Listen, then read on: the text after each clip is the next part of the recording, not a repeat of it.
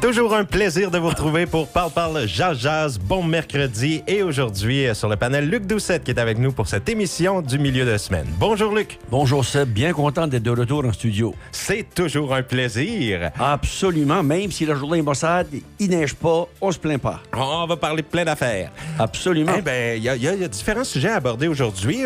Je peux vous donner une petite ligne directrice. On parlera d'un virage stratégique majeur pour le Canada qui avait été annoncé par M. Carney samedi dernier. Nouveau-Brunswick qui doit mieux protéger ses terres agricoles, selon le vice-président jeunesse de l'Union nationale des fermiers. Madame Hall qui parle de refonte des règles relatives aux lobbyistes parce qu'on avait parlé de ces billets là, de hockey, basketball, que personne ne savait où elle était allée. On y reviendra. Et puis, il y a aussi un sujet important.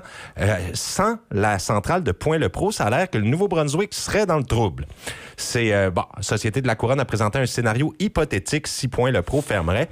On en reparlera à l'émission aujourd'hui et on va vous inviter à participer aux différents sujets avec nous si vous voulez commenter. Et là, je t'arrive avec quelque chose, Luc, en début d'émission. Tu sais, on revient sur le sujet des homards. On en avait parlé là, il y a quelques semaines, et les pêcheurs me disaient, non, ici, là, les homards, on les fait bouillir vivants, mais là, il y a de plus en plus d'études, et là, qu'est-ce qui arrive lundi cette semaine? Je tombe sur une étude dans Scientific Reports. Et j'ai été surpris. Ça revient au sujet d'actualité. Les chercheurs suédois qui veulent trouver un moyen de réduire les douleurs qui sont ressenties par les langoustines, les homards, les crustacés. Et on alimente la recherche. Et là, il y a de plus en plus de preuves, ça a l'air, que les crustacés seraient sensibles à la douleur. Alors, je sais qu'il y a des pêcheurs qui nous écoutent qui vont dire « Qu'est-ce que c'est ça matin? » Regardez. Puis moi, j'ai pas d'opinion franche là sur le sujet. Je suis pas trop certain. On me dit qu'on pense que les homards sentent rien ou non, mais regardez. Moi, j'en ai une opinion. Oui? Lorsque je fais mon homard, je plonge mon homard tête première dans l'eau. Vivant. C'est fini. Oui, mais il y en a qui disent que ça fait mal. Quand c'est les pays qui ont interdit ça, là, c'est rendu qu'on est avec la Norvège, la Nouvelle-Zélande et l'Autriche qui ont interdit de bouillir les homards vivants, quand même. Et puis, l'industrie réfléchit aussi aux moyens de cuire les animaux en limitant la douleur. J'avais parlé à un moment donné qu'il y en a qui, avec une machine, ils étourdissaient. Ils étourdissaient les homards. Ben là, écoute ça. Là. On a évoqué le choc électrique pour les étourdir. Mais là, c'est compliqué. OK? Il y a une nouvelle étude qui est sortie lundi, comme je te disais, et ça dit que la méthode peut être douloureuse aussi pour les homards, les langoustines. Quand on met le choc électrique dans l'eau, ils se sont rendus compte que là, ça agite la queue vite, frénétiquement, et c'est signe qu'ils tenteraient d'échapper à un danger. Mais les scientifiques ont aussi découvert que, attention, avant de leur donner le choc électrique, on va leur donner des Tylenol. Ben voyons donc. Luc, je savais que tu serais surpris. Ils ont remarqué que des traitements antalgiques qu'on utilise en médecine pour les humains, là, ça permet de limiter la douleur du choc électrique. Alors, j'ai déjà lu aussi qu'on pouvait prendre, puis les gens piquaient le homard à la tête. Ça le paralysait. Mais écoute, ces mêmes pays-là permettent la chasse. C'est spécial, hein? On permet la chasse, mais il faut faire attention au homard. Écoute, moi, lorsque je ne changerai pas ma méthode pour faire cuire du homard, j'ai aussi lu qu'il y a des preuves scientifiques qui disent qu'il y a des gens qui ont arrêté de manger de la pieuvre. Parce que la pieuvre, ça a des sentiments. Aïe. Non, c'est vrai, c'est complexe. Non, c'est écoute, un sujet pense-y bien. Lorsque tu tires une pomme de terre de la terre ou une carotte, elle souffre peut-être. Ah, ben là, ça n'a pas de sens. Mais exactement, ça n'a juste pas de sens. Oui, mais les animaux, on peut pas confondre non plus avec les végétaux. Il faut faire une différence. Luc, là, c'est certain qu'il y a une différence entre ce qui est enraciné dans le sol et ce qui marche sur 2 pattes, là, ou 4 pattes. En fait, là, regarde ça. Ils ont testé l'aspirine, puis ils ont testé la lidocaïne. C'est un anesthésique local qui a des propriétés analgésiques aussi. Alors, ce qu'ils ont fait là, pour les chercheurs suédois encore, ils injectent un premier traitement, et puis là, quand ils ont donné ça à des langoustines, ils sont mis à toiletter leurs pattes puis leurs griffes. Ça veut dire que l'animal était stressé. Mais les mouvements de la queue étaient beaucoup moins nombreux pendant le choc électrique, quand on leur a donné de la lidocaïne. Et quand on la dissout dans l'eau, ça réduit aussi les mouvements de la queue pour pas conduire à des effets secondaires. Bon, alors on disait que la lidocaïne est particulièrement intéressante. Alors là, pense-y, là, il y a des endroits où on va donner de la lidocaïne au homard. On va ensuite, il donne un choc électrique, puis ensuite le mettre dans l'eau bouillante. Écoute, c'est quand même beaucoup de manœuvres. Non, mais est-ce que ça veut dire que les consommateurs d'homards, de langoustines, de crevettes devront se munir de seringues? Non, mais pense-y, là. Ben, c'est ça qui est ça. Regarde, je pense qu'il y a des pays qui vont le faire. Moi, ça me surprendrait que ça soit adopté, là, toutes ces stratégies ici. Puis le fait que les analgésiques pour les humains fonctionnent, par contre, pour les langoustines, ça montre quand même comme quoi, il se pourrait qu'il y ait des similarités. Hein? Oui. Donc, ils disent que ce serait important de se soucier de la façon dont on traite ou on tue les crustacés, tout comme on le fait pour les poulets, les vaches. On va prendre un appel. J'ai bien hâte de voir ce que les gens ont à commenter à ce sujet. C'est le 506-532-0133. Parle, Jean-Jacques, on vous écoute. Bonjour, Seb. Bonjour. Je me souviens pas du nom du monsieur qui est avec toi, là. Luc Doucette est avec nous et bonjour, monsieur Berthelot. Hey, là, matin, t'es en train de me faire rire. Je vais te faire enrager avec mes chocs électriques au homard, quoi. Hey, ça n'a pas de bon sens, là, ce que le monde peut être rendu stupide, là. Bon. Explique-nous ça. Ben, explique-nous ça. Tu vas à la chasse, tu tires en ornial, puis il te fait pas prendre de cocaïne, de lidocaïne ou de whatever avant, puis il fait prendre une pilule de plomb, OK? Ouais. Bon, ben après ça, là, tu hales ça à travers du bois, puis il n'a pas de sentiment, là. Il est mort, puis ça vient s'éteindre, là. OK? Le seul sentiment que tu as, c'est que toi, tu fais une brosse parce que tu as tué un bel ornial ou un chevreuil. OK? Ouais. Bon. Mais là, selon toi, la différence entre, mettons, un mammifère puis un crustacé, y en a-tu une? Trouves-tu ça moins pire, les crustacés, que les mammifères? C'est sûr que oui. Apparemment que tous les mammifères viennent de l'eau, là. Fait qu'ils ont déjà de la parenté. C'est sûr qu'il y a, s'il y a un sabot, il y a une sensibilité au mal. Bon. Ouais. Un crabe perd une pince, il va en repousser un autre. Il vire pas fou par rapport à qu'il porte une pince, lui. Ouais. Non. Psychologiquement, ça ne fait pas trop de trouble. Ça, il fait pas trop de trouble, puis bien souvent, il va se battre, puis il va lâcher sa pince. Tu le pognes vers la pince, puis il la lâche. Moi, j'étais surpris de voir ça, Réal. Là, je te dis, l'étude que j'ai vue lundi, j'ai lu ça, j'ai fait, pas vrai, faut que je le mentionne à parle jase avec Luc. Mais, tu sais, en quelque sorte, là, moi aussi, je suis juste surpris, puis j'ai comme l'impression que l'Autriche, la Nouvelle-Zélande, ils font un peu à part. Tu sais, j'ai l'impression que c'est trop intense. Je pense que la Suisse était le premier pays. Oui, vas-y. Non, je pense que la Suisse était le premier pays à revendiquer de faire attention, d'arrêter de tuer le homard de façon cruelle. On le plonge dans l'eau bouillante. Tu le plonges tête première dans l'eau bouillante, là, il se débat pas longtemps. Ouais, puis la Suisse a même pas interdit ça, par contre. Non. C'est vraiment la Norvège, la Nouvelle-Zélande puis l'Autriche qui sont allés de l'avant. On revient vers toi, Réal?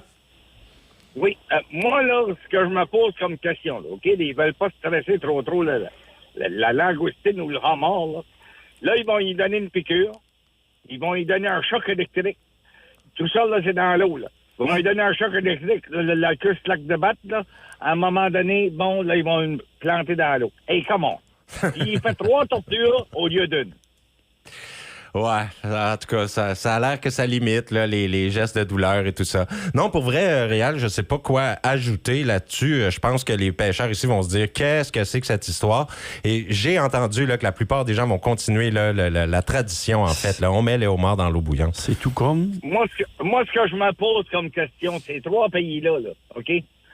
Mettons là, que ça fait 4 jours que le gars est dans un désert, puis qu'il n'a pas mangé, puis qu'il arrive à une pogne s'il y a des homards. Il va-tu s'amuser à chercher une seringue? Il va-tu s'amuser à chercher des fils électriques pour l'électrocuter? C'est clair que non.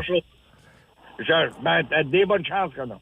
Non, c'est clair. Puis l'Autriche, là, c'est à l'intérieur des terres. Ouais. Il n'y a pas de mort. La Norvège, oui.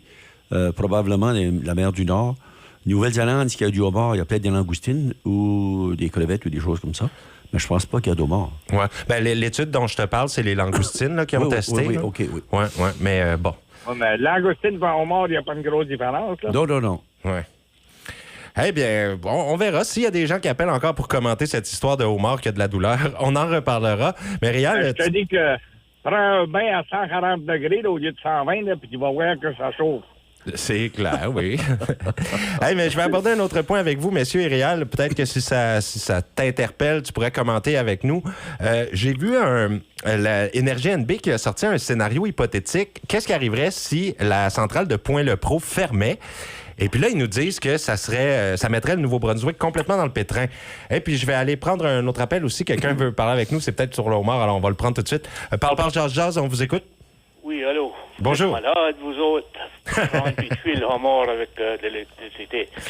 C'est la même chose comme un poisson. Quand il se prend un filet, il pâtit jusqu'à temps qu'il meurt. C'est la même chose que ce qu'on va faire, mettre l'électricité au bout des filets. Non, c'est ça. Ce qu'ils Quand disent, tu pêches sur le bord de la côte avec une perche, le poisson pâtit jusqu'à temps que tu le tues. Alors, c'est sûr, ça n'a pas d'allure. Mais ce qu'ils disaient là, dans l'étude, c'est qu'ils ont essayé les chocs électriques, ils se sont rendus compte que ça faisait mal aux langoustines. Alors, ce qu'ils ont fait, c'est administrer de l'aspirine ou de la lidocaïne avant d'y donner un choc électrique pour qu'ils ne sentent pas le choc électrique, puis ensuite, ils le faisaient bouillir dans l'eau. C'est assez intense, mais c'est ça qu'ils faisaient. Donc, ils limitaient la douleur du choc électrique avec un analgésique. OK, le homard est 20 pièces la livre à cette heure. Il va monter à 30 pièces la livre. C'est foutu de faire ce procès-là. C'est vrai, j'avais même pas pensé que sûrement, avec le processus, ça augmenterait en plus la valeur. Oui. Ouais. Ils sont malades à la tête. Ouais, c'est ça. Je pense que ces 3 pays-là, ils vont peut-être faire cavalier seul. Je suis pas sûr que beaucoup de pays qui vont les suivre dans leur interdiction de bouillir le homard vivant. On verra bien. Ouais, pas au Nouveau-Brunswick, je pense pas. Non, je penserais pas comme ça. Ça a commencé avec un pays, la Suisse, puis là, ils sont rendus 4, là. Ben, la Suisse l'a pas interdit à ce que j'ai vu. Là, pas c'est Suède. Non, la Suisse va peut-être arriver pour suivre le pas. Donc, à part la Suisse, il y aura peut-être pas d'autres pays qui vont suivre, mais on verra bien. On pourrait être surpris. Oui, en tout cas, ça me fait rire pareil parce que ça va pas faire. Ça va pas marcher. Non, ça se rendra pas ici, je penserais pas. Non. En tout cas, c'est un bon sujet, c'est pas une bonne manière de tuer un homard. Ouais. D'accord, merci. Merci d'avoir partagé votre opinion avec nous. Ça me surprend pas, votre opinion, mais merci. Bonne journée. En plus de ça, c'est de la lidocaïne. Là. Tu peux pas avoir ça sur une tablette. Ça te prend une prescription. En plus, bon, on va prendre un autre appel. Peut-être que le sujet changera pas tout de suite. Parle, jazz, on vous écoute. Ah, OK, on va y aller avec Point-le-Pro. Alors, moi, c'est ça que je voulais vous dire, messieurs. Bon, on a présenté ça, puis on dit que... Parce qu'on veut justifier qu'on a mis 67 millions de dollars de réparation sur Point-le-Pro il n'y a pas longtemps. Puis, il y a 900 employés qui travaillent à la centrale nucléaire de Point-le-Pro. Alors, si elle fermait, on dit qu'on ferait face à un gros déficit de production d'énergie et pas beaucoup d'options pour remplacer le besoin en énergie. C'est un scénario apocalyptique présenté par Énergie Nouveau-Brunswick qui fait comme à l'habitude, à sa tête, comme et quand ils le veulent. Est-ce qu'Énergie Nouveau-Brunswick a gagné aux énergies renouvelables, l'énergie éolienne, l'énergie solaire, la marée motrice, la grande baie de Fundy, les plus grandes marées au monde? On oublie tout ça parce qu'on veut garantir 960 emplois. Il y aurait d'autres emplois qui pourraient être créés ailleurs.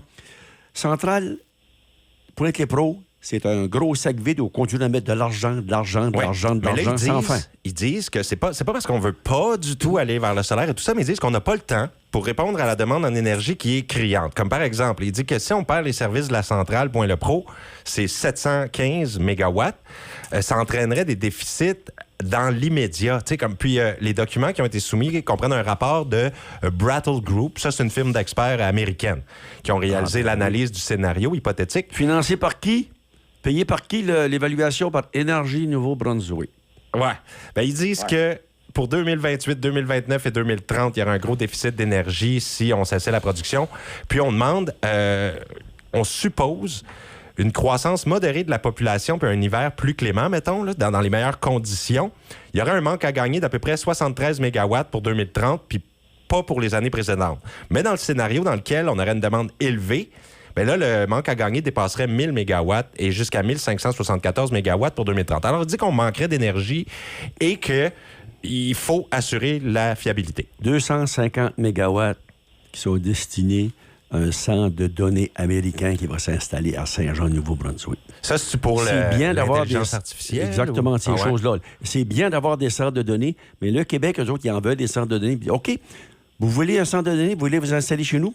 On va vous charger 15 à 20 % de plus qu'on charge aux citoyens moyens. Donc, c'est pas pour dire on veut, payer. Est-ce que c'est normal que l'on donne des rabais énormes astronomiques à différentes sociétés au Nouveau-Brunswick, les usines de boîtes de papier, etc., etc., les revenus, on leur donne un rabais extraordinaire sur l'électricité achetée. Ouais. Est-ce que c'est normal? Je pense pas. Dans Le le temps est rap. résolu. Il faut penser aujourd'hui, il faut penser aux citoyens. Arrêtons de penser aux grosses entreprises qui sont continuées à remplir les poches. Mais ils disent dans le rapport que les énergies renouvelables sont pas assez fiables. Ils disent aussi que les centrales à Non, base de pas assez combustible... fiables. Oui, puis attends, ils disent que les centrales à base de combustible fossile, ça prend trop de temps à mettre en marche. Et puis qu'un déploiement plus large d'énergie nucléaire, ça pourrait aider à combler le vide. Mais que c'est peu probable que ça se produise avant 2030. Alors, ils disent qu'il faut travailler à une solution de rechange. Alors, j'espère que ça va venir avec vraiment là, des énergies renouvelables. Puis, quand ils posent la question... Qui allait demander aux Ukrainiens avec Tchernobyl ce que ça a donné? Qui allait demander au Japon ce que ça a donné le nucléaire? Ouais. Ben, si c'est bien, quand il n'y a pas de catastrophe là, réelle, le nucléaire est quand même une énergie qu'on peut dire verte. Là, ça n'emmène pas, en tout cas, d'émissions de gaz dans l'atmosphère. Mais ils ont mentionné leur projet de centrale au gaz naturel dans le rapport. Ils veulent faire ça, là, le 400 mégawatts. C'est clair qu'ils refusent de garder à tout ce qui est renouvelable. Et ça va coûter trop cher, ça prend trop de temps, c'est pas fiable. Du soleil, on a tout le temps. Du vent, on a tout le temps. Il y a des endroits au Nouveau-Brunswick qui vendent toujours. Les marées de la baie de Fundy, ils sont là 2 fois par jour. Mm-hmm. Le Québec songe à installer des éoliennes au large de la Nouvelle-Écosse. Pourquoi? Parce qu'ils produiraient de l'électricité renouvelable, de l'électricité verte. Ouais. Ben, aujourd'hui, là, il va y avoir une première audience avec un contenu très préliminaire, mais quand même, ça va avoir lieu aujourd'hui. Puis ils vont explorer la question et il va y avoir des audiences en juin. Alors, on verra bien, là. On va savoir d'ici cet été c'est où on s'enligne avec ça. Mais la centrale de Point-le-Pro avait fermé du 14 juillet au 29 novembre. Ils ont interrompu à cause de défauts de fabrication dans un matériau du générateur. Et puis, c'est là qu'on a commencé à dire, si ça ferme, on est dans le trouble au Nouveau-Brunswick. Bon, alors, on attendra les résultats des audiences en juin, puis on verra la suite du Je ne dossier. dis pas de ne pas l'exploiter. Exploitons-la, mais allons voir ailleurs, allons chercher d'autres énergies de d'autres sources. Oui. Et puis, à un moment donné, on pourra la fermer. Québec avait une centrale électrique, Chantilly. Ils l'ont fermée. Mhm. Parce qu'ils ont des barrages hydroélectriques, puis ils peuvent...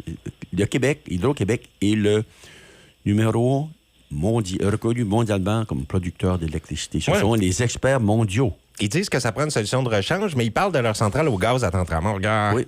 j'ai l'impression qu'il faut s'en aller vers les énergies vertes. Oui, Réal? Tantôt, tu disais là, que les centrales nucléaires, c'était de l'énergie assez verte. Là, je ne veux pas t'ostiner, Seb, là, je te connais bien et je t'aime beaucoup, là, mais après, la quantité d'eau que ça prend pour refroidir une centrale nucléaire, ensuite de ça, quand les déchets sont enterrés, c'est pas enterré dans ta cour, ça, là. C'est enterré dans le Grand Nord, là, je sais pas trop où exactement. Là, dans des espèces de des gros containers protecteurs. Là. Non, c'est sûr. Non, ça emmène beaucoup de déchets, surtout les déchets nucléaires qui sont un problème à long terme. C'est nucléaire. Faut pas oublier que c'est nucléaire. Mm-hmm. Donc, si tu prends la ville de Moncton, je sais pas comment il peut y avoir de mégawatts, mais d'après moi, là, avec une quinzaine d'éoliennes à quelque part, là, tu fournis ça. Ouais. Ben, c'est clair. Moi, j'entends souvent parler du grand potentiel de vent là, au Nouveau-Brunswick qu'on devrait utiliser.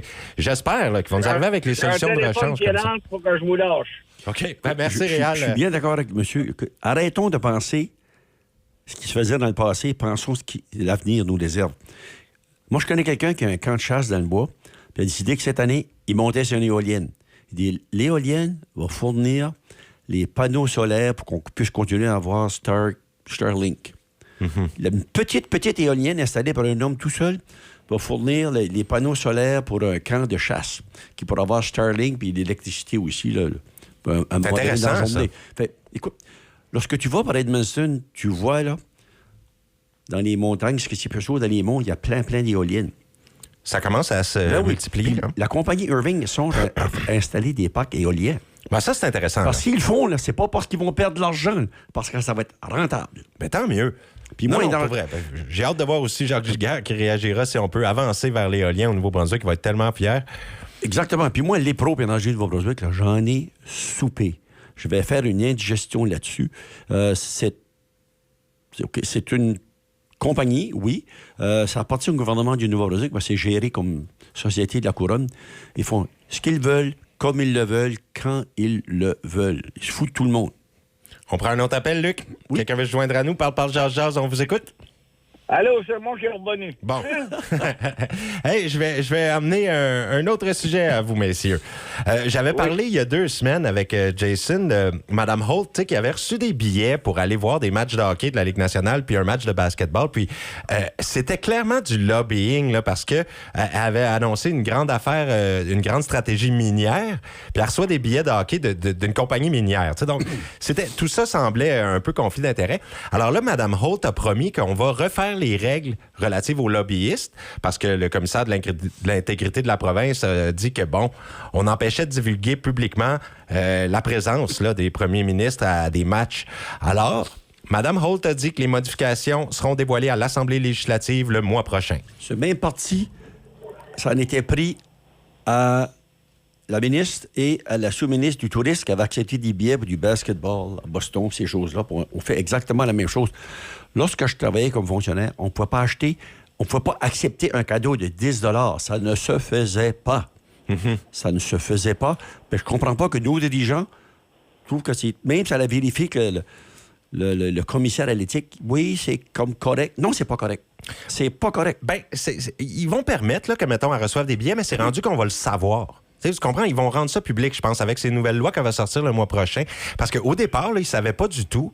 Elle avait été invitée à assister à un match des Maple Leafs dans une loge privée le mois dernier par Sunny Corner Enterprise. Non, mais ça, écouter un match, aller voir un match de Maple Leafs, là, c'est quasiment comme aller au confessionnal. Il n'y a rien de mal là-dessus, ça fait pitié.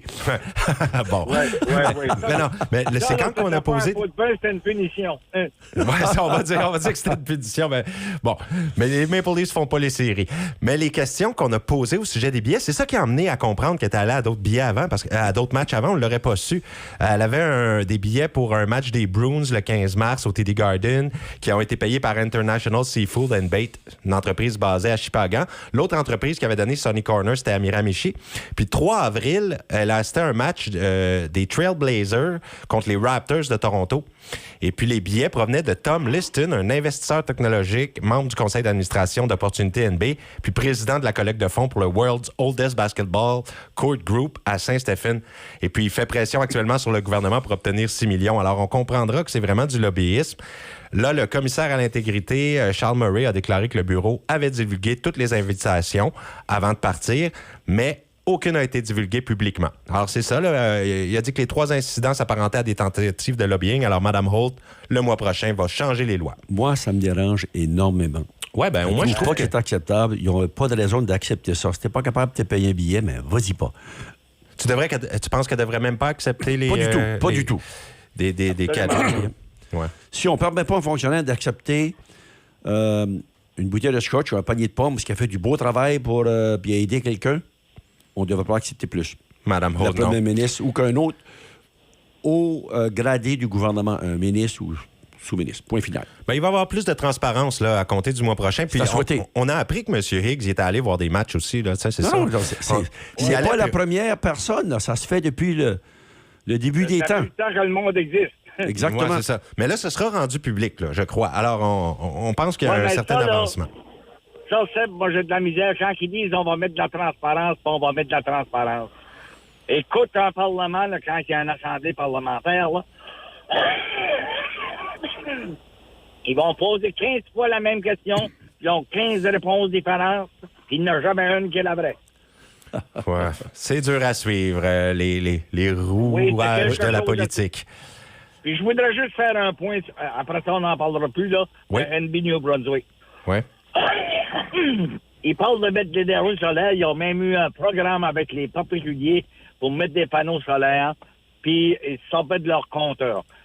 J'ai un de mes chums qui a 3 panneaux solaires. Quand il produit plus, l'énergie s'en va à NB Power. Quand il produit moins, NB Power, il en fournit. Ouais. Le problème qu'il y a, c'est que en décollant, ça s'en va automatiquement à NB Power. NB Power, il retourne. Il évalue, mettons, que c'est 80 que lui fournissait. Ben, eux autres, ils en chargent 20 mais ils chargent 20 ils chargent la taxe, le prix, c'est-à-dire sur le total du 100 mais pourtant, lui, il en fournissait 80. Donc, OK. il passe par le compteur électrique, il s'en va à NB Electric, là, NB Power. Puis après ça, ça revient. Eux autres, ils chargent le total en taxe.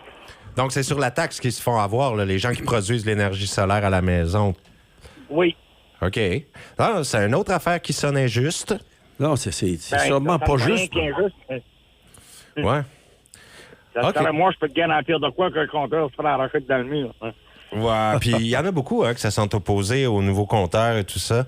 Ben, on va prendre tout de suite une courte pause, messieurs, et on revient. On poursuit différents sujets encore à aborder aujourd'hui à Parle Jazz. Alors, restez bien branchés.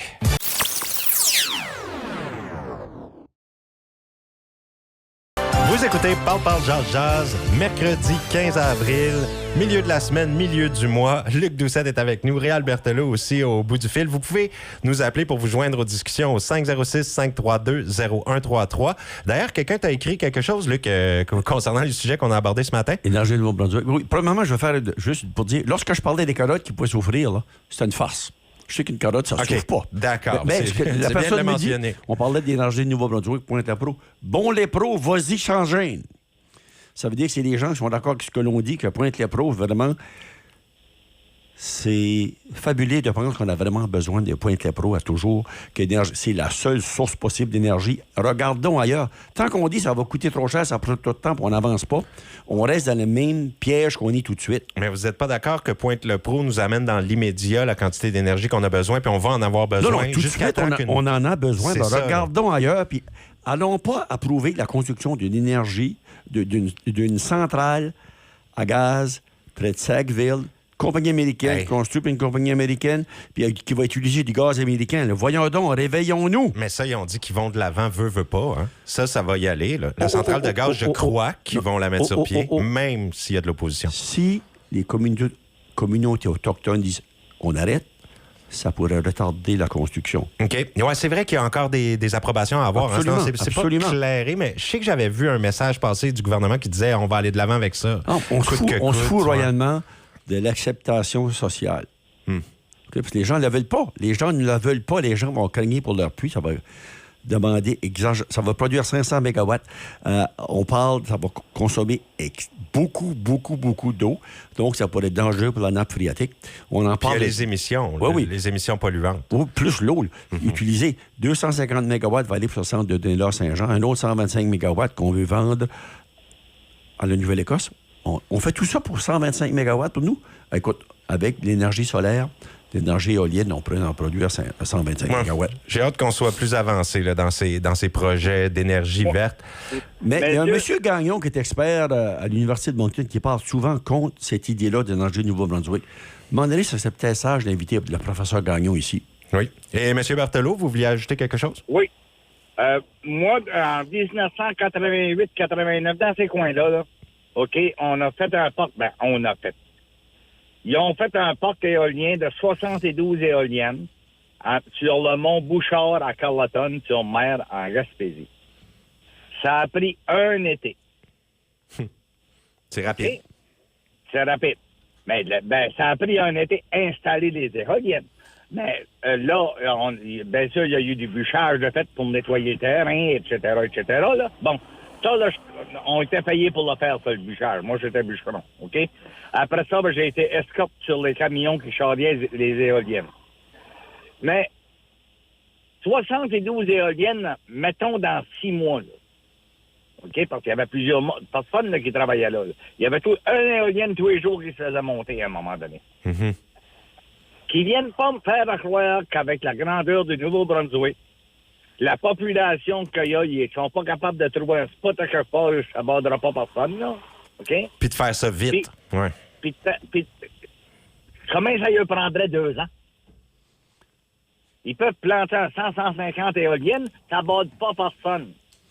Moi, je me souviens de la construction de ces éoliennes-là, en Gaspésie, parce que j'étais juste de l'autre côté de la baie, dans le nord, dans le comté de Tessiskouche. On les voyait monter, c'était extraordinaire comment ça pouvait monter vite. Oui.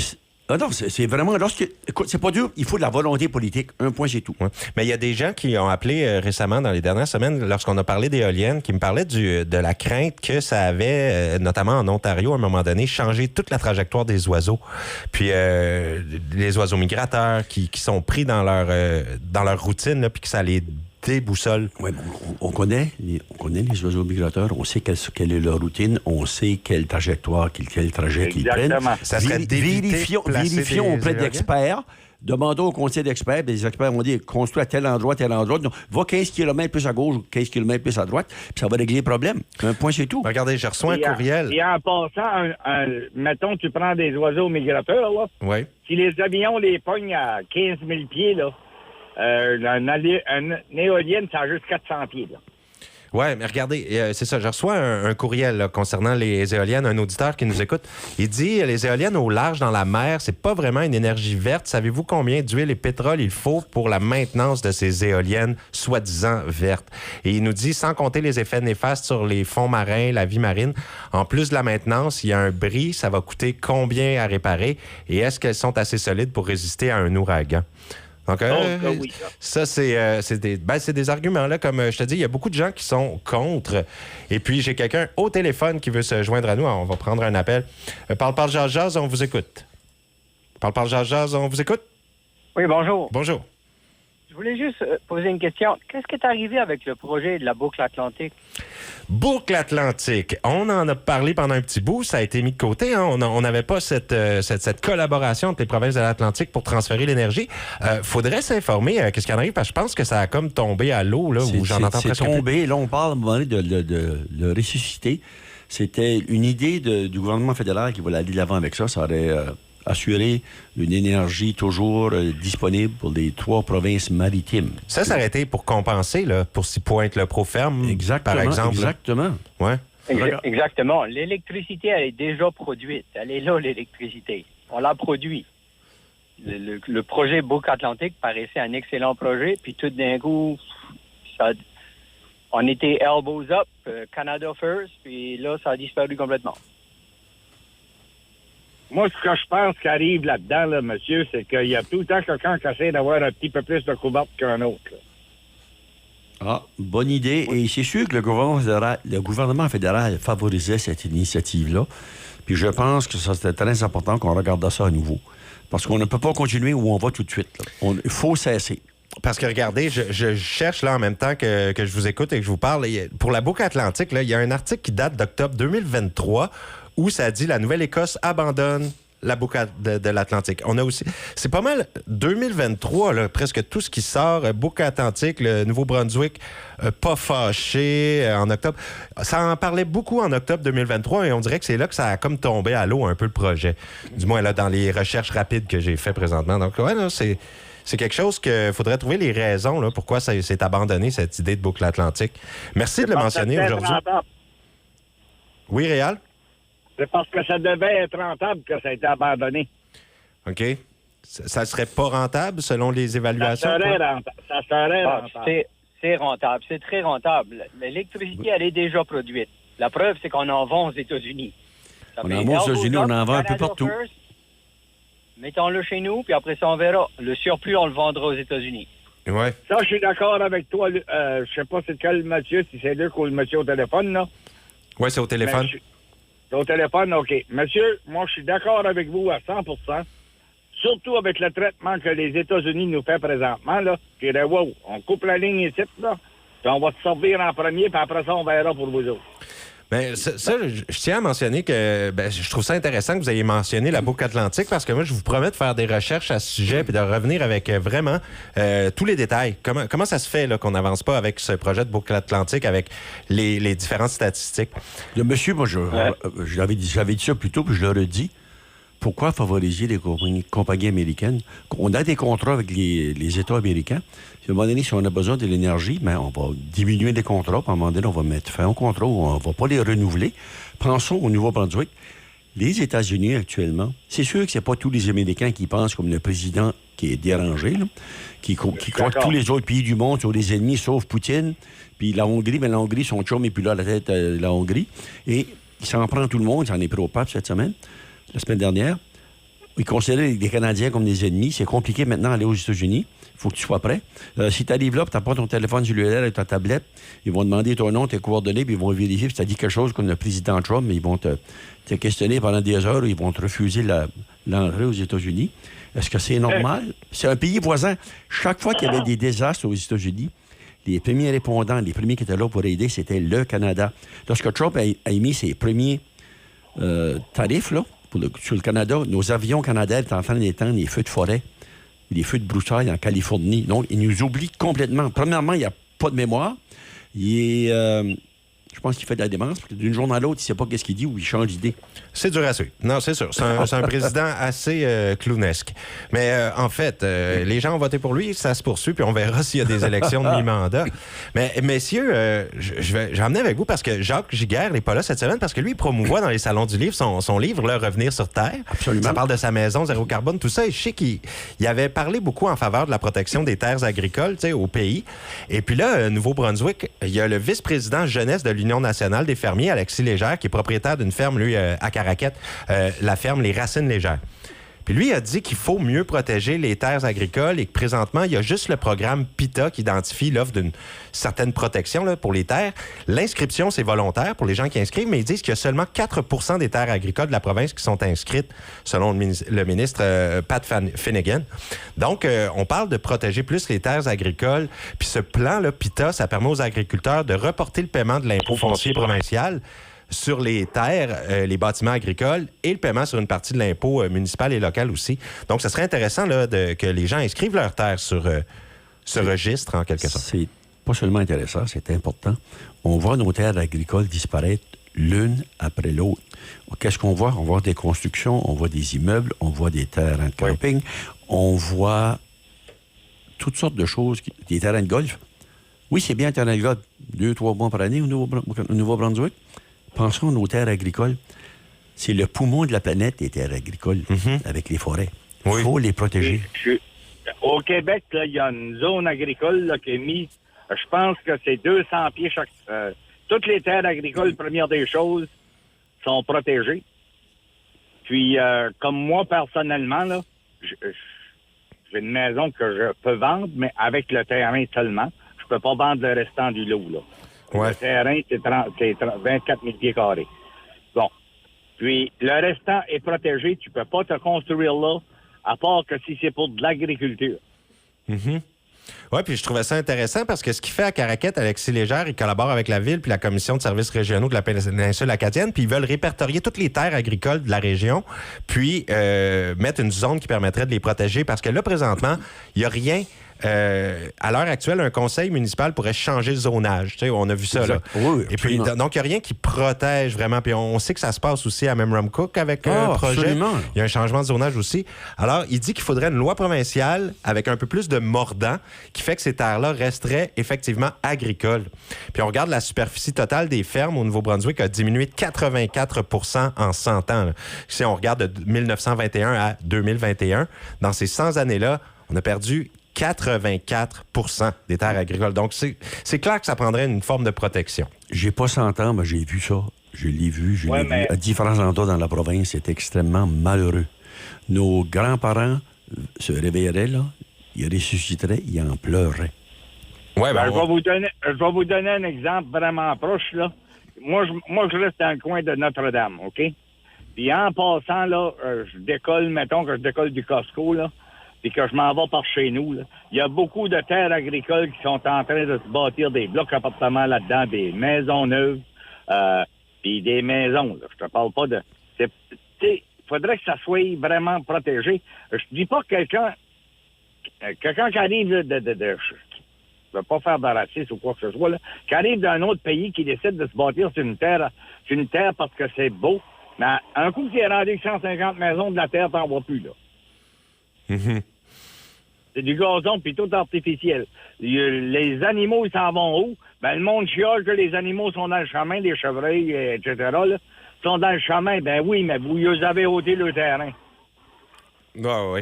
Ben, il va falloir que les gens là, qui ont des terres agricoles, je pense, premièrement, les enregistrent à ce programme Tout PITA. à fait, là. tout à fait. Ça serait bien parce que là, juste 4 des terres agricoles qui sont enregistrées dans ça, c'est pas assez. Puis, on va souhaiter vraiment qu'au moins on garde ce qui nous reste parce qu'on en a perdu énormément. Puis je pense que c'est important de pas être dépendant de toujours pour la nourriture et tout ça. D'avoir de la production locale, c'est tellement important. Absolument, absolument. On dit toujours qu'on va huiler la roue qui fait du bruit. Donc, c'est la même chose que la terre agricole. Il faut que les gens s'impliquent, il faut que les gens s'assurent que ça soit bien répertorié, que ça soit inscrit, puis qu'il y ait de l'avant. Puis, s'il faut en parler, approchez vos députés. Il faut leur parler, ils sont là pour nous représenter. Absolument. Et puis, messieurs, on a un autre sujet. Là. On va prendre une courte pause, puis je vous reviens avec... Là, je m'en vais, t'arrive. Ah oui, bonne journée, Réal. Merci beaucoup. Bonne journée. Bonne journée. Et puis, vous pourrez participer aux discussions avec nous. On va aborder le sujet du virage stratégique majeur pour le Canada qui compte se défendre tout seul, c'est-à-dire sans l'aide des Américains pour le futur. Alors, on en parle à PPGJ. Restez là. Vous écoutez Parle Jazz, milieu de semaine, bon mercredi. Luc Doucette est avec moi aujourd'hui pour PPGJ et on parle de ce virage stratégique majeur pour le Canada. Samedi dernier, Luc, Mark Carney, qui était à un congrès national du Parti libéral à Montréal. Puis, il a annoncé une refonte de la politique de défense du pays. La grande question là, qui se pose, est-ce qu'on peut se défendre sans les États-Unis au Canada? Lui, son objectif qui a affiché, c'est de réduire cette dépendance. Puis, historiquement, on est comme un petit peu le protégé des États-Unis au Canada. Les États-Unis sont là un peu pour assurer qu'on ne puisse pas se faire attaquer. En tout cas, eux, ils ont une super armée. Mais là, Mark Carney a utilisé une formule assez percutante là, samedi. Il a dit... Les jours où notre armée envoyait 70 sous pour chaque dollar aux États-Unis sont révolus. Il veut arrêter de financer pour la défense. Alors, c'est assez surprenant. Bon, je suis tout à fait d'accord. D'ailleurs, c'est pour ça qu'on parle d'acheter des sous-marins. Ah oui, tu penses qu'on n'a pas besoin des États-Unis pour se défendre? Va attaquer le Canada. Le Canada est reconnu comme un pays pacifique, un pays qui va des gardiens de la paix. Les gens l'aiment. Les Américains qui s'en vont en Europe actuellement, en France, en Hollande, un peu partout, sur leur sac à dos, ils sont tellement fiers d'avoir un beau petit drapeau canadien parce qu'ils ne sont pas aimés. Qui va nous attaquer? Je pense que le seul pays qui pourrait attaquer le Canada, là, c'est les États-Unis. Oui, puis quand je t'écoute dire, là, mettons qu'on ne finance plus rien. Là, mettons c'est vrai ce que Carney dit, on n'envoie plus d'argent, 70 sous, 70 % de notre financement aux États-Unis. Puis là, on se fait attaquer. Les États-Unis nous laisseraient-tu se faire envahir pour avoir un voisin qui ne veulent pas? Tu sais, dans le fond, les États-Unis nous défendraient pareil. J'ai l'impression. On fait partie de l'OTAN. Les pays de l'OTAN, s'il y a un des pays de l'OTAN qui est attaqué, il y a une obligation d'aider à défendre ce pays-là. Okay? Donc, on se procure des sous-marins d'ailleurs. On va se procurer des avions de chasse, des avions de combat d'ailleurs. De moins en moins aux États-Unis, c'est ce qu'il faut faire. Premièrement, c'était une très mauvaise idée d'être aussi dépendant des États-Unis. Oui, on disait que c'était comme le grand frère qui protège le petit frère. Le grand frère est rendu maintenant une brute. Non, c'est sûr que c'est un grand frère intimidateur. Hein, c'est exactement. Ça. Il y a du bullying comme grand frère, là, un peu. C'est pas une famille toxique, on va dire, si on est le petit frère des États-Unis. Mais là, au cœur de ce changement-là, c'est clair que c'est la volonté de renforcer la souveraineté économique, l'unité nationale aussi du Canada. La question que je vous pose, à vous qui nous écoutez, là, croyez-vous que le Canada peut se défendre sans les États-Unis en cas de guerre, en cas de n'importe quoi? On vous invite à nous appeler 506-532-0133. Et puis là, Mark Carney, samedi dernier, il a détaillé les plans pour donner la priorité absolue à la main-d'œuvre canadienne. Il ne s'agit pas seulement de la défense, mais aussi, lui, il veut une vision industrielle plus large. Il a martelé le message, il dit on va bâtir un Canada fort avec de l'acier canadien, de l'aluminium canadien, du bois canadien, travailleurs canadiens. Bon, ça sonne quand même bien, là. Absolument. Dit de même. Donc, toi, tu es d'accord avec ça, Luc? Tu penses qu'on peut faire cavalier seul et se débarrasser un peu Il faut y aller progressivement, puis réduire notre dépendance des États-Unis.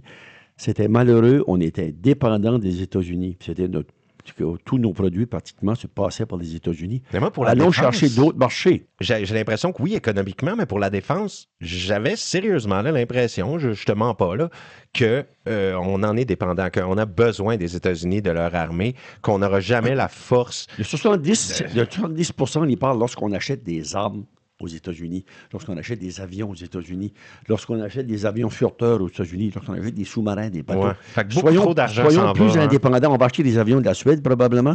On va acheter des sous-marins de la Corée. Regardons ce qui se fait ailleurs dans le monde. Regardons les avions de combat des Mirages français. peut-être pas toute la technologie des avions américains, mais ils sont super performants, les Mirages français. Regardons ce qu'il fait avec je pense que c'est Griffin, ça s'appelle en Suède. Regardons ce qui se fait là. Arrêtons de dépendre des États-Unis. Ils veulent nous envahir, ils se moquent de nous autres, ils veulent qu'on vienne à 51e État. Ben, coupons les ponts. Puis, est-ce que tu bâtirais une armée de plus en plus forte au Canada ou tu laisserais ça comme ça? Un peu, tu sais, comme la Suisse a son armée, mais ils sont toujours en paix. On n'a pas besoin d'une grosse armée. Qu'est-ce qu'on a fait, nous autres? On a été défendre d'autres pays. On a défendu les pays qui étaient attaqués par les nazis.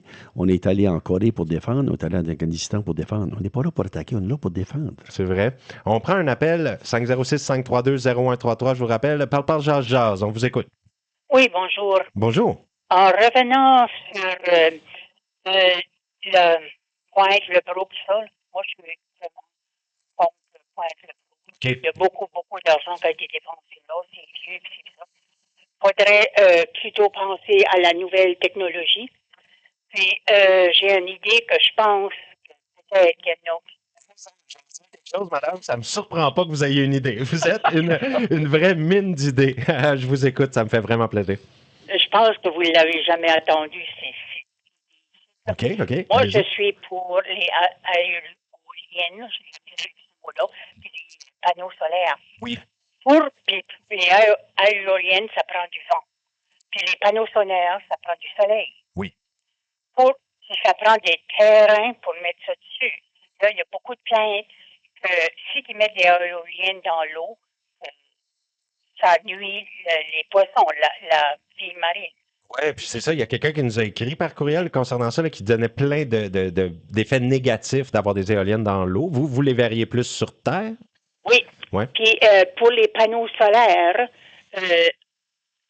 les deux, pourquoi pas installer soit des panneaux solaires ou des éoliennes dans les terres, la deux, puis même les routes principales, je parle du Nouveau-Brunswick, là, faire des toits sur le fait du chemin. Et le vent des chars aller les éoliennes. J'avoue que j'avais pas vu venir cette idée-là, madame. Le vent des chars. Pour les panneaux solaires, ils seraient comme à 30 pieds de la terre. Les panneaux solaires seraient comme des toits, puis ça ne prendrait pas de place ni rien, pas de terre. Premièrement, ces chemins-là appartiennent déjà au gouvernement. Puis les poteaux qui seraient installés avec ne seraient pas du bois. Ça serait des PVC, puis qui nettoyeraient le Nouveau-Brunswick du plastique.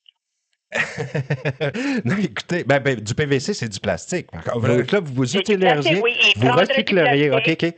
Recyclage de plastique pour les poteaux. Mais ça me fait rire. Mais écoutez, je ris pas vraiment de vous. Là. Je trouve que vous êtes tellement avec des idées ingénieuses et toutes sortes de choses. Et là, vous sortez l'idée d'utiliser le vent fait par les voitures. Des chars qui passent pour faire il y aurait des rouleaux sur le fait. Ça serait comme 30 pieds de haut, que ça ne dérangerait pas les avions. Puis que ce serait les chars qui voyagent, qui feraient tourner les rouleaux pour faire des éoliennes. OK. Regardez, on verra peut-être si des ingénieurs commenteront ces idées ou nous dire si c'est possible d'utiliser le vent des voitures, mais c'est vraiment spécial comme idée. J'avoue que vous, là... J'ai vu, il y a des endroits, je ne sais pas où, c'est à la Belgique ou quoi, mais ils ont des murs entre les deux chemins. Mais les deux chemins, nous autres, comme celui-là qui va à Moncton, la Quinte, elle est beaucoup divisée. Quand c'est qu'elle serait plus proche, là, ils ont mis des clôtures entre les deux chemins. Puis, c'est des rouleaux. Puis, quand les chars passent, ça fait tourner les rouleaux. Puis, ça fait... Ah oui, ils ont fait ça en Belgique? Ils ont fait ça un endroit. Oui, ils ont fait ça. Puis, il y a des endroits aussi proches de la route principale, comme la Trans-Canadienne qu'on dit. Ils ont fait des clôtures pour le bruit, et ça,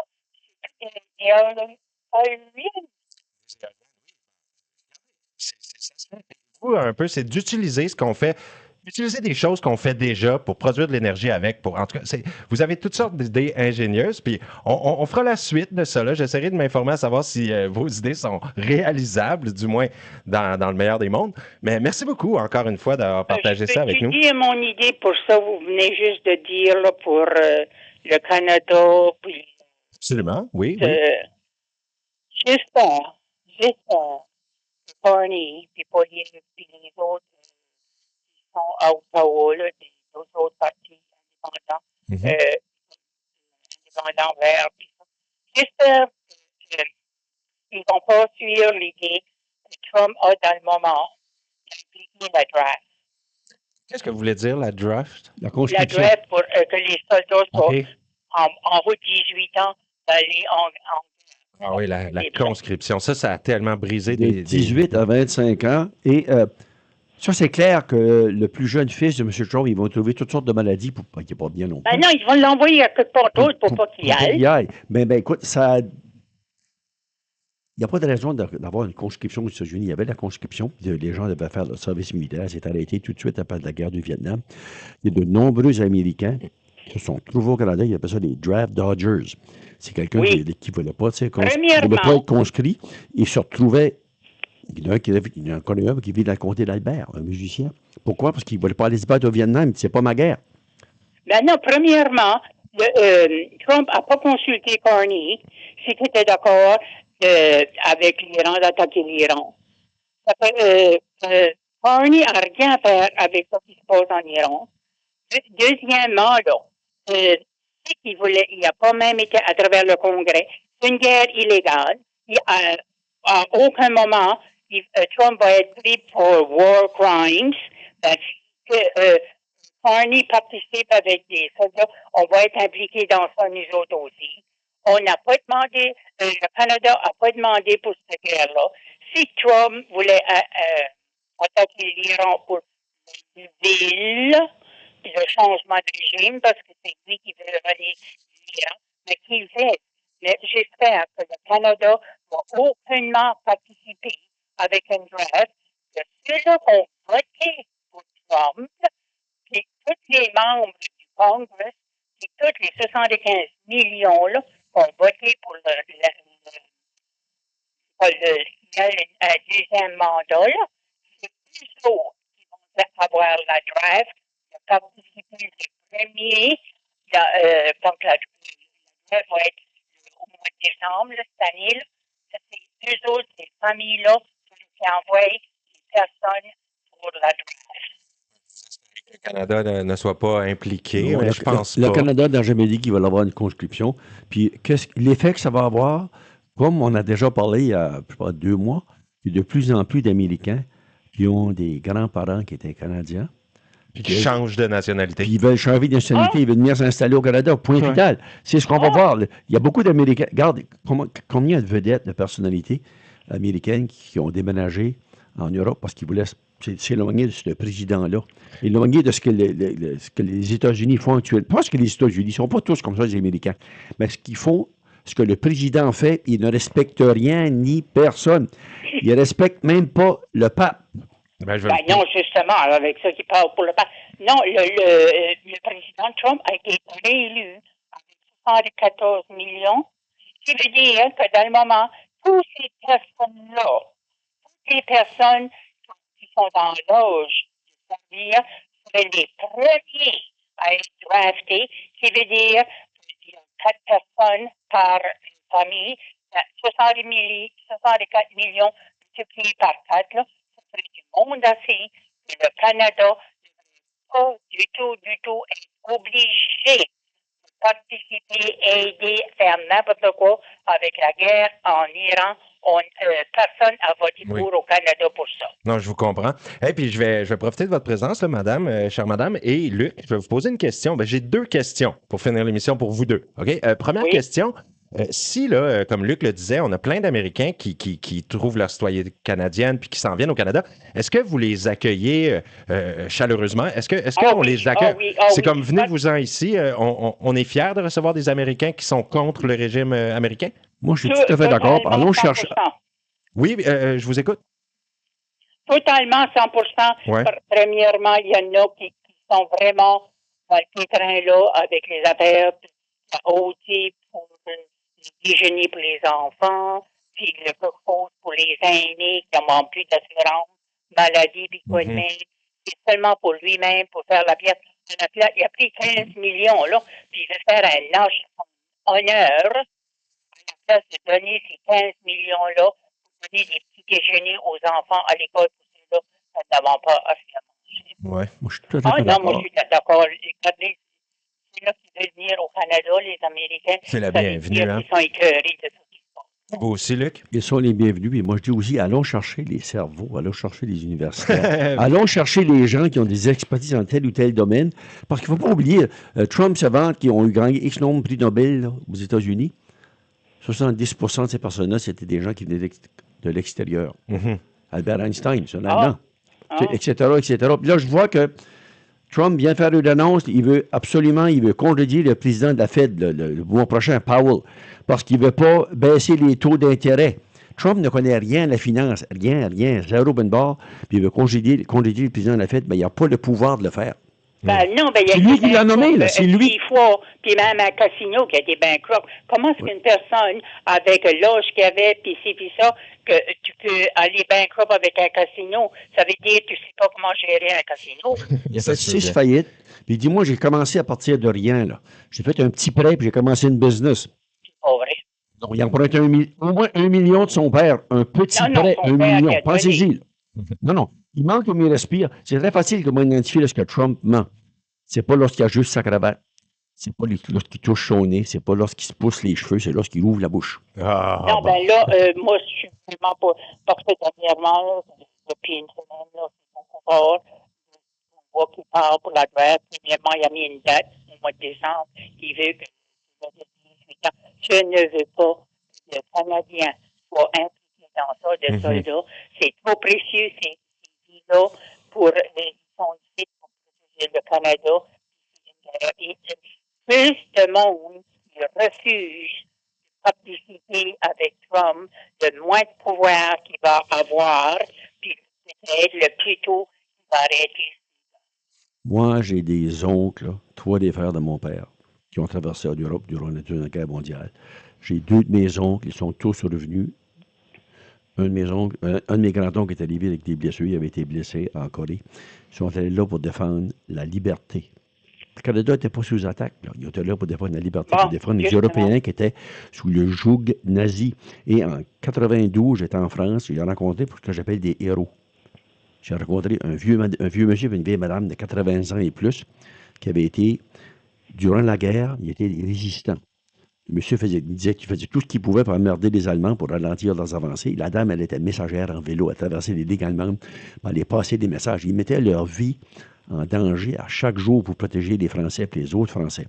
Ça, c'est des héros. Pas seulement ceux qui sont battus en guerre, qui ont gagné des guerres. Des héros comme ça, des héros. Moi, je dis que c'est des héros de l'ombre qui ont réussi à faire ça. J'en parle, j'ai des frissons. Ben, je vais vous dire de quoi aussi, si vous voulez des frissons. On va parler de la guerre à Afghanistan, qui était, après être dans le moment, c'est que c'était légal ou whatever. Quand que la guerre Bush a déclaré la guerre à Afghanistan, il a envoyé les Américains, puis le Canada a été demandé de participer aussi. Et puis ça, il y a beaucoup de nos soldats canadiens qui sont revenus avec des traumatismes là, incroyables. Exactement. Il y en a qui se sont enlevés la vie, hein, plusieurs. Oui. Il y en a, là, j'ai vu qu'il était en Afghanistan avec ISIS qui se battait. Pour le début, c'était seulement des soldats américains. Il n'y avait pas même de bulletproof vest, ces soldats. Avec ISIS, des bullets left and right qui étaient envoyés contre eux. J'ai écrit à Bush. J'ai demandé pourquoi ces soldats-là n'avaient pas de bulletproof vest. Le bulletproof vest était inventé depuis 1903. Puis ça, c'était en 2001. Il y avait écrit pas à de Bush. Y a-t-il reçu votre lettre? Un reporter qui a demandé à Rumsfeld pourquoi il avait envoyé ces soldats-là avec pas de bulletproof vest. Il dit, we go to war with what we have. Puis même les Jeeps, là, ça m'a envoyé en Afghanistan, que les soldats se prenaient pour voyager dedans, les portes étaient faites avec du coton. Bon, c'est bizarre. Tout ça, drôle de renseignement.